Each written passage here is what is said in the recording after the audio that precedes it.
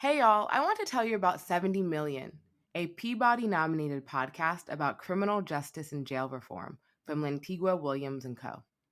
Each week, starting September 14th, a team of reporters around the country chronicles how communities are enacting criminal justice reform in their neighborhoods, from the bail system and racialized policing to the school-to-prison pipeline and the spread of COVID in jails.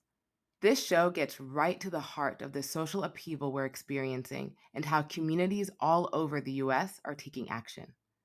Listen now at 70millionpod.com or search 70 Million in your podcast app. You're listening to NATAL. You're listening to NATAL. You are listening to NATAL. You're listening to NATAL, a podcast about having a baby. Having a baby. Having a baby while Black.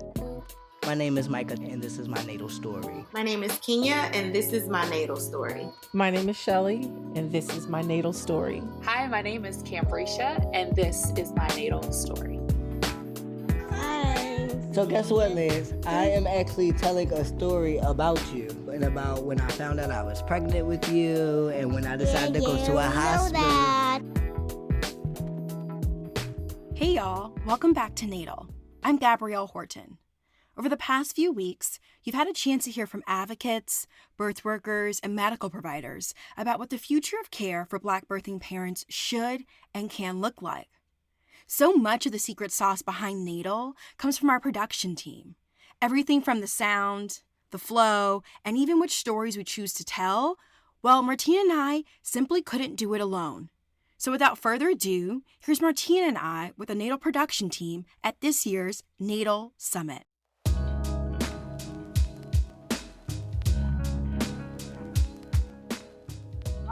Alrighty, let's move into our next session. And right now we are bringing on the NATAL production team. These are people that we talk to every single day on Slack and we're always texting, but I'll let them kind of come into this space, turn on their cameras and mute themselves. And I'll just start off with our introductions, again, in no particular order. Starting off, we have Tiara Darnell. She is our editor. She is a freelance writer and an audio and visual content creator based in Buffalo, New York, and Portland, Oregon. She is bi-coastal. And in addition to NATAL, she is the host and executive producer of Hi Good People, which is an independent podcast that explores the relationships between people of color and cannabis in the new age of legalization. Hey, Tiara. Next up, we have Jess Jupiter. She is our sound designer and engineer. So when you hear the amazing, beautiful music under all of our stories, that is Jess's genius. She is a Brooklyn-based producer whose work crosses several mediums and includes visual, audio, and performative work. And beyond NATAL, she also produces podcasts such as Netflix's Strong Black Lead, The Stoop, and the New York Times Still Processing Show. And then last but not least, we have Jhodie Ann Williams, our producer. She is a Brooklyn-based reporter, editor, and producer, but her favorite role is Mama to Miles, who is a cutie pie. And her work has appeared in the New York, Amsterdam News and on CNN.com. And we also have another producer, Taylor Hosking. She couldn't be with us today. I just wanted to shout her out. Shout out to the team. Hey, hello, y'all. Hey. You won't be surprised how difficult it is to get a coordinated Zoom meeting with the team because, as you saw, people are booked and busy, but like obviously we're doing, producing episodes. So it's actually good to see everybody together. Yes. But we really wanted to do this because obviously we get not just sort of the numbers, right? The download numbers have been incredible for NATAL, but we also get so many compliments just about how the show is done, the production quality, the music, how we chose stories. And so we just like, why don't we just do a little behind the scenes talk about what it's really been like, the challenges, the tea, all the stuff in between, about how we kind of created NATAL. So maybe let's kick it off with just, given all the work that y'all were already doing, what inspired you to sort of join the NATAL team when we reached out? Anyone can start. Oh, they're shy. Don't worry, they're not shy once they start. How about we go Jhodie, because you were the second person, I believe. So Jhodie. Can y'all hear me? Yeah, we can hear you. Hi. Jhodie. So what inspired you to join the team? First of all, I always am down to join any kind of project that allows me to work with other Black people and just people of color. I'm always up for that. I think Martina can back me up on that. I'm always saying like I need to be in that space because I don't get a chance to do that on a daily basis. So that was the first thing that really just intrigued me, and I was ready to go. The other thing is that I'm a mom, right? And so I was really interested in really listening to other people's stories and in my own small way doing a bit of advocacy work to advance the narrative of the Black birthing experience. I think it's so important and so critical that these stories continue to get shine, you know what I mean? And it doesn't matter how many times we hear it, we can always hear more. And so I was really happy just to be a part of something that was bigger than myself and that was important to advancing that conversation. It was kind of just like a no-brainer, honestly. Jess or Tiara, love to hear of you all. Like, what brought you to this work and it's kind of kept you on on board all these months this year? Yeah. Jess, because I know you were our last team member, but it was like the crucial was like we have the right sound designer and engineer. So talk to us about why you said yes to us. Yeah, I mean, it was so funny. Like I remember seeing like the post on like one of these listserv emails and like reading about it and like NATAL's looking for someone to do this and like showed it to my partner. I was like, man, this sounds like a dope gig. Like this is so cool.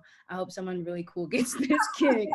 And like I wasn't initially going to apply because I was like, oh well, I have work that I'm doing and like it's a pandemic outside, so this should go to someone who like really might need this opportunity. Yes. And then yeah, I think Gabrielle, you reached out and was like, hey, we know some people who and we thought we could chat a little bit about this. And I was like, oh, it's meant to be then. Like I wasn't gonna apply, but they reached out, so I feel like this is a great opportunity. And yeah, it's one of those things where it's like working in podcasting for like the last couple of years. It's been really important for me to be intentional about the work that I produce and like what my name is on. And as a Black woman, Black queer woman, it's important for me to do work that reflects our lives. And like, we don't hear these stories often enough. And so I'm just trying to be super intentional about every show that I work on. All shows that I currently work on have all Black teams, all Black hosts. And like, it's just very important for me to make those kind of calls. And so to have the opportunity to work on this as someone who wants to have kids one day too, I was like, oh, this is going to be such a learning experience and like challenging me in ways that I had like no idea. And like listening to these stories has just been, it's been so great. And I've learned so much. It's incredible. Yeah, I think that's something that we can all say, because all of us kind of came to this work very green-eyed. I mean, Jhodie's a parent, but outside of that, we hadn't individually really dove into the birthing world and birth work. And so it's been a huge learning curve for all of us. And Tiara, I don't know if you're back on with I don't even know. Can you guys hear me? Yes, there you go. Oh my gosh. It's either the camera or the microphone. Like no matter when we meet, it's always something is not working. We got it all. You can hear your voice. Okay. I'm trying to get out another computer over here. But yeah, thinking about what inspired you to join the team. You were one of the first people we brought on here because we were like, we need an editor who understands this, who can really help us to shape all these ideas. So what drew you to this work, Tiara? Well, it's honestly so funny that you're the one asking it because I knew you before anybody else on the team before. And I was just like, I just really want to be friends with her. But also like you and I had been sort of like communicating loosely on social media or whatever. And I just really appreciated that talk about like Black women lifting each other up, that you saw that I was looking for an opportunity, you gave it to me. And it just so happened that this is something that sort of like what Jess was saying. I would like to have a family one day. I think, I don't know, I keep going back and forth depending on the story we're editing. I'm like, I don't know if I want to do this or not, but I just appreciated the opportunity to work on the project, to work with you, and then getting to know Martina and Jess and Jhodie and Taylor, like everybody through this process. It's just made it even more special. Mm-hmm. That was not the answer you were looking for, but that was. Well, thank you. But I think this is actually a great question, and maybe Tiara, you could start. We had so many goals when it came to NATAL, right? We wanted to create an affirmative space for Black parents to really speak their truth and connect. We wanted to educate the general public and hold medical providers and lawmakers accountable for their responsibilities to Black parents. And how did from where you're sitting, how did you approach that balance, really making a show that is a storytelling show, but also trying to give people the hard facts and the hard truths and kind of serving all these different audiences?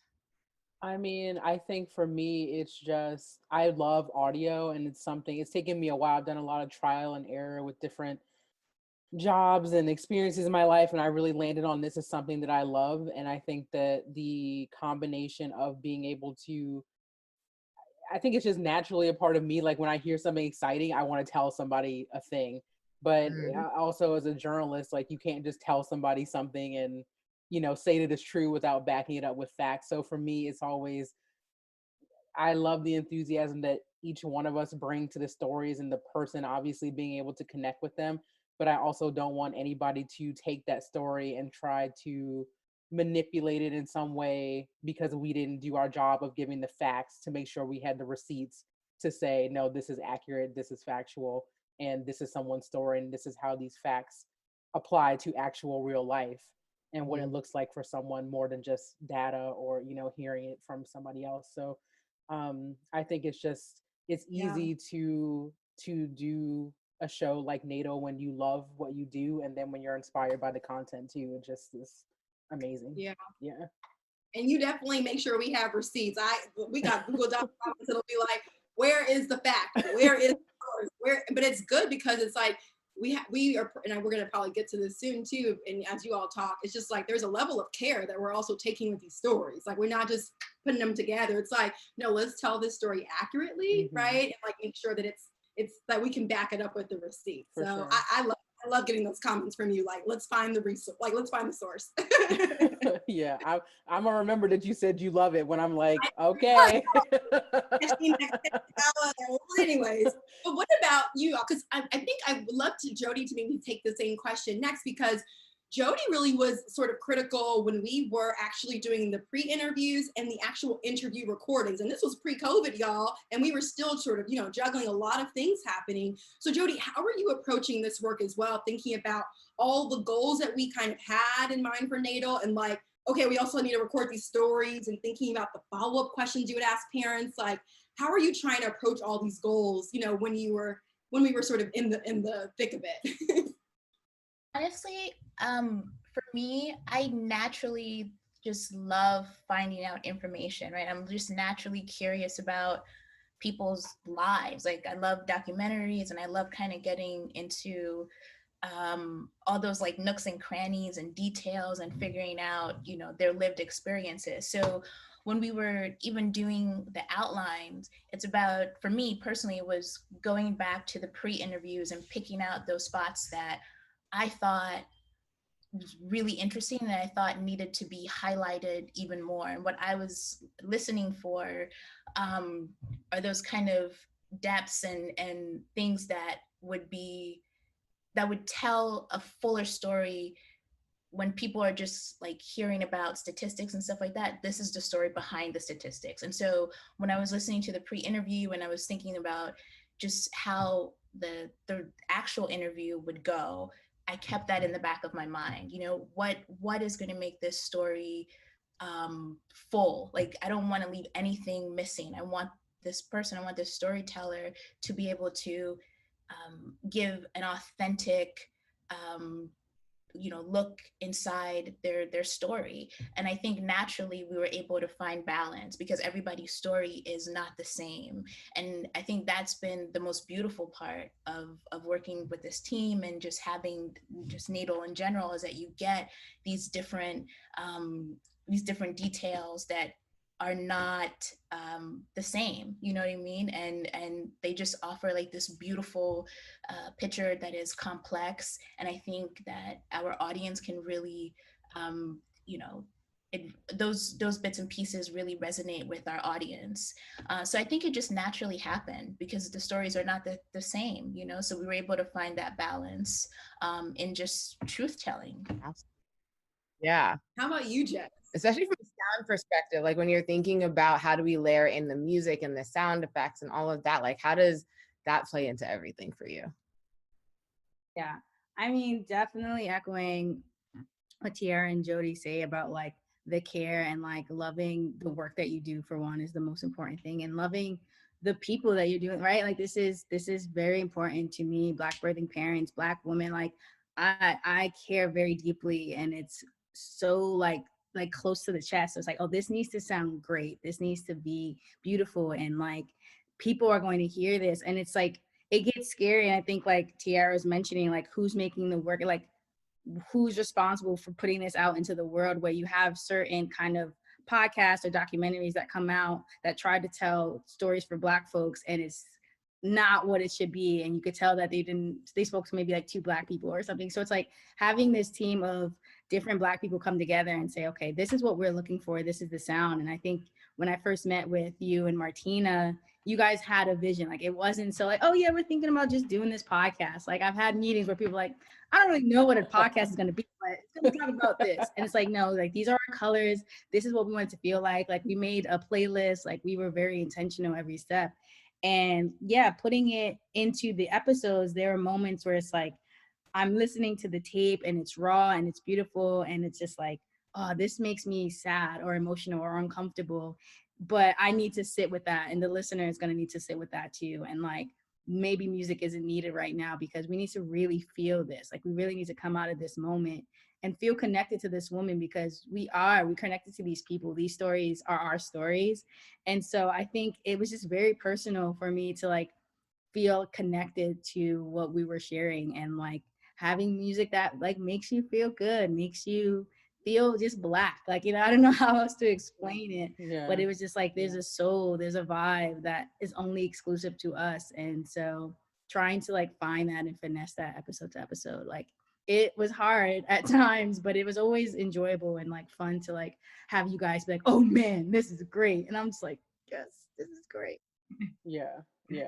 Those are the moments that like for me keep me inspired. You know, like when you hear raw tape and it's like, oh, this noise or that noise or this didn't come out right, and you edit it and then you pass it on to Jess, and Jess does the music and the mixing, and then you like hear the final product and it's just like magic, you know. Like right? yeah, Only the multiple drafts and the Slack conversations trying to get like that one point at the 33-second mark. Can we pick, you know? but you know, when you obsess over things like that, I mean, there's a lot of podcasts that are out there. There are not a lot of good podcasts that are out there, and you really need that meticulousness, that sense of perfection, even when it can sometimes be a double-edged sword. Like that's what sets Natal apart from other podcasts that are out there, and I just love everything about this podcast. Yeah, I want to like double click on that. Not double click, but like underscore that. The fact that it's a very like meticulous team.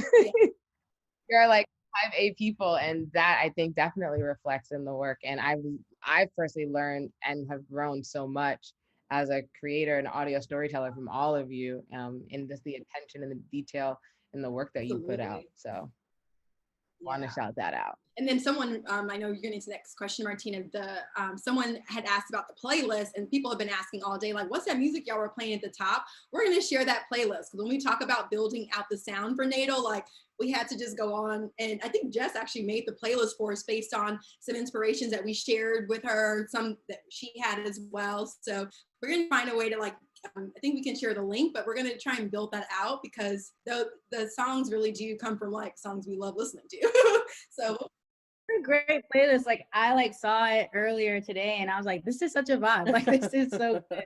Like even the order sequence, it just feels so like just listen to it. Fire. Even on a Saturday, it's great. Like Tiara's dance and like the Blackness. It's just you got the incense, you got the Erykah Badu, like it's just a vibe.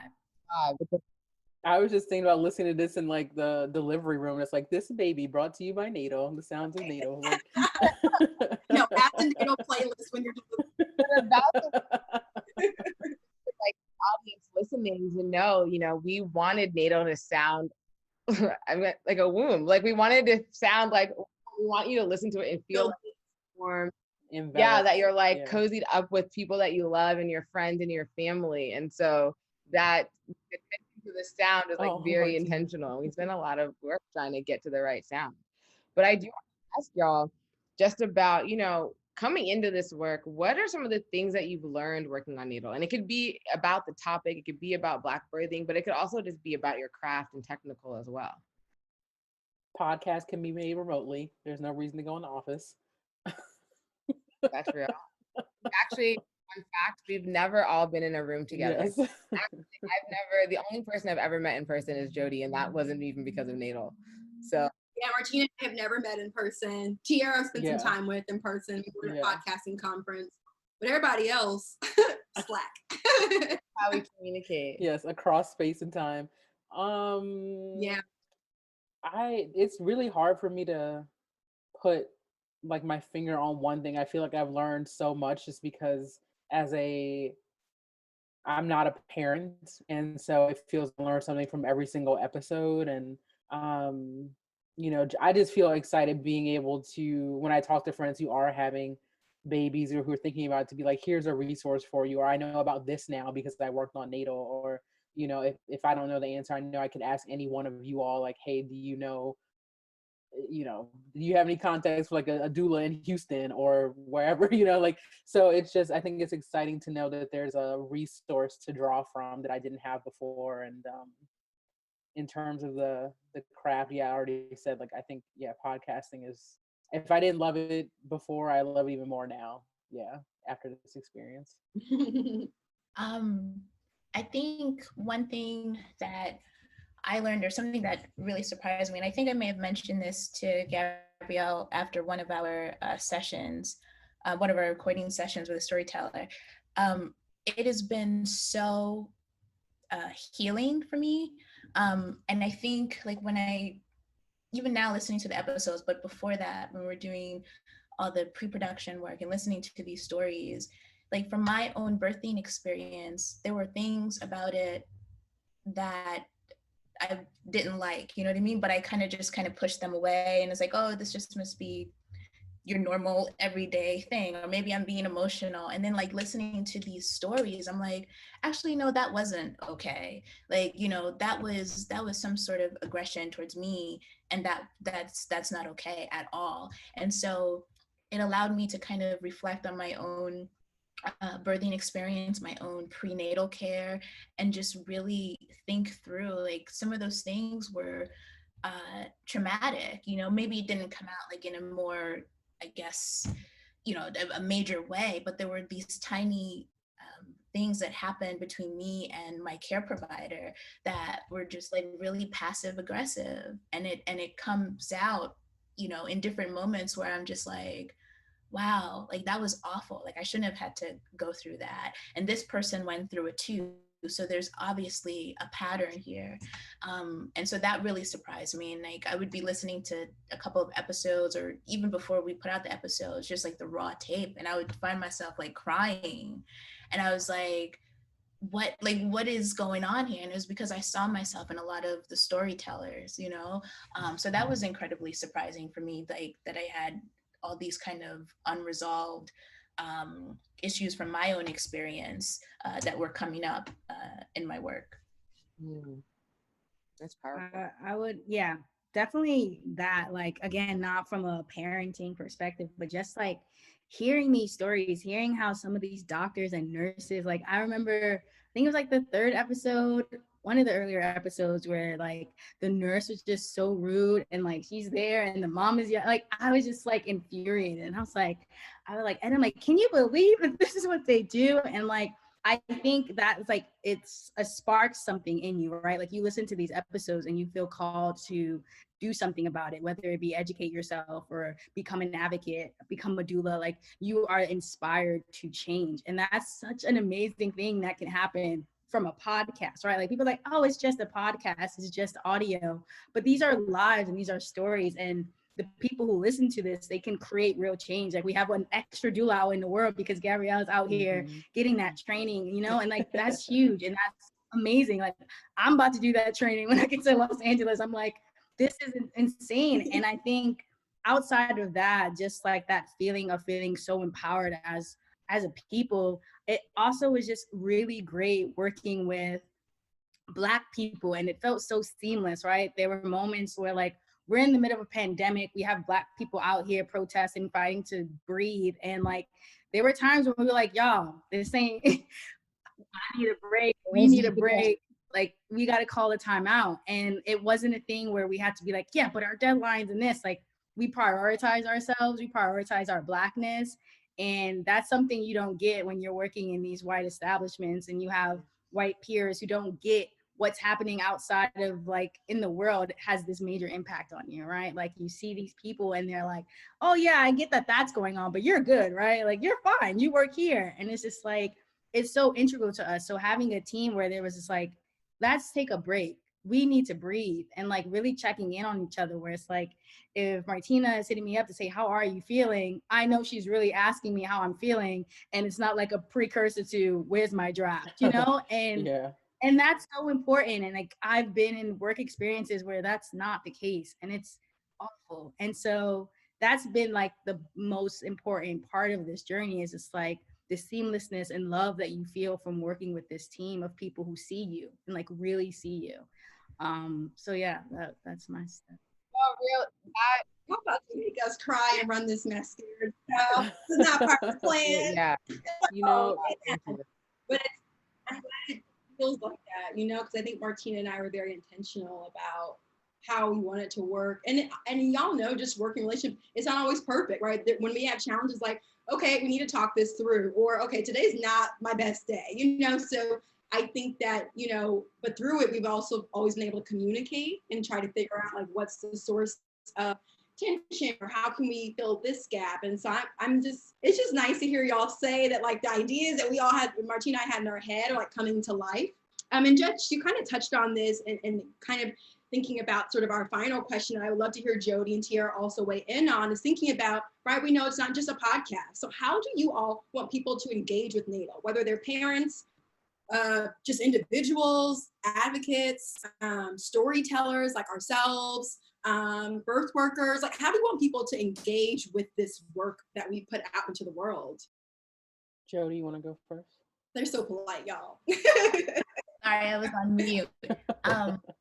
I would like people to not just listen to it and say, wow, that was a really good episode, or wow, that was a really good podcast, right? I want people to be proactive. I want Black people specifically, and especially, to feel empowered, you know what I mean? And to feel like they have control over their bodies and control over their care, you know? That's something that I personally, like, I didn't even think about when I was pregnant. And now, after listening to NATAL and doing the work behind it, I'm having conversations with my partner, like, okay, the next time if we choose to have a baby, I need a birthing plan. I didn't even know, like, nobody talked to me about a birthing plan. So like those little things, you know, just to be proactive in your own care.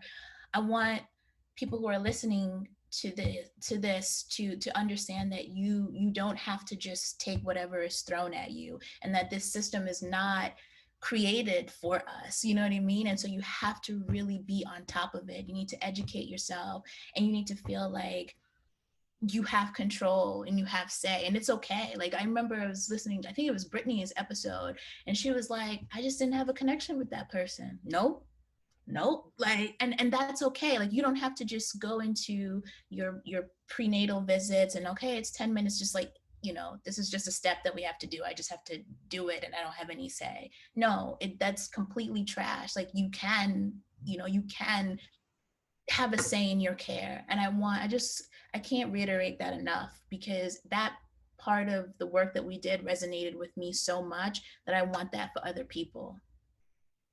I think that something I've been thinking about a lot too is for the people who have whose parents have trauma when it comes to having had them. So like in my case, I don't know what my birth story is.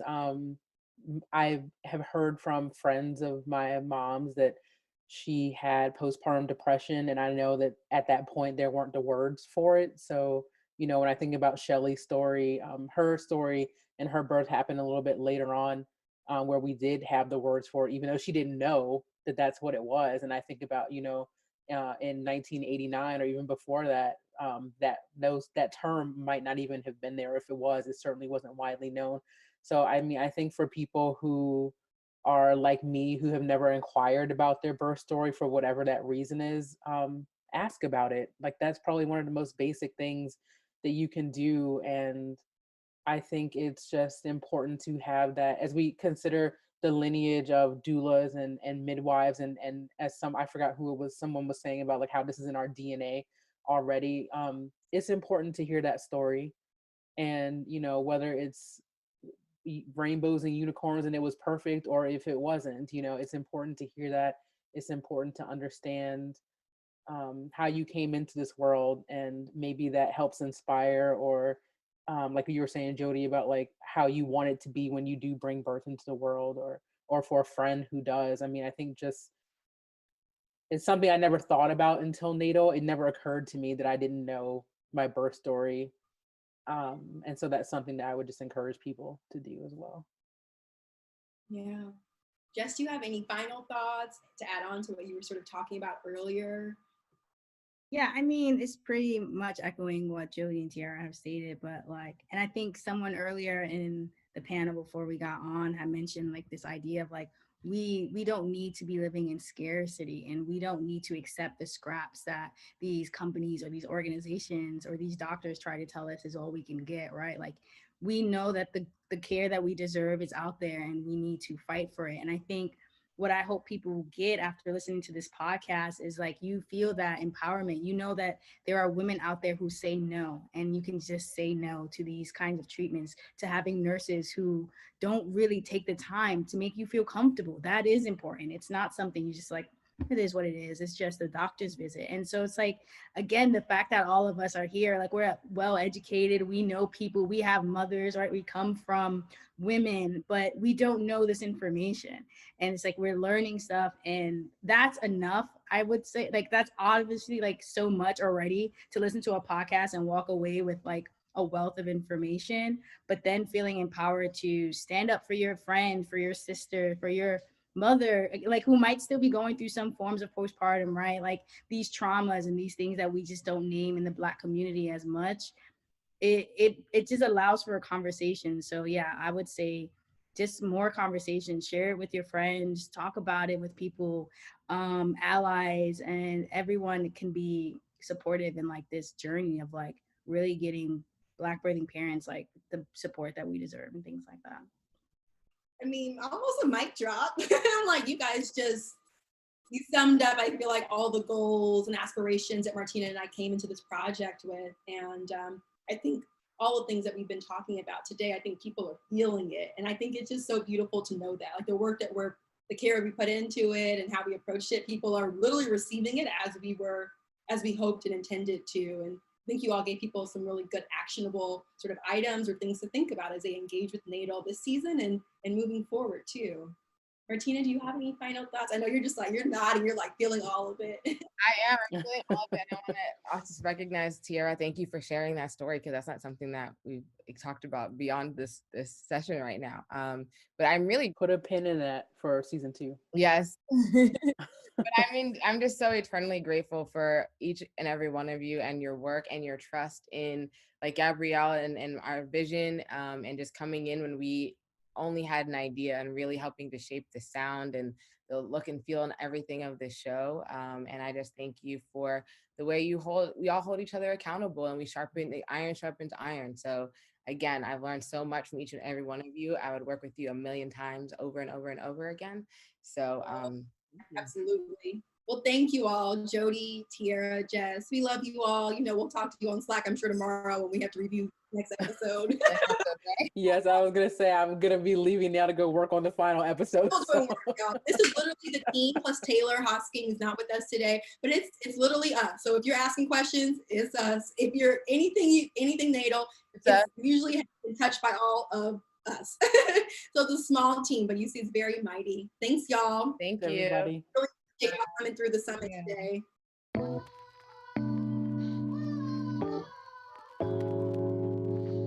We want to give a special thanks to the USC Annenberg Center for Health Journalism, specifically Danielle Fox and Andrew Perez, and also to our awesome research assistants, Flo Ibem, Opeyemi Famakinwa, and Mackenzie Grow.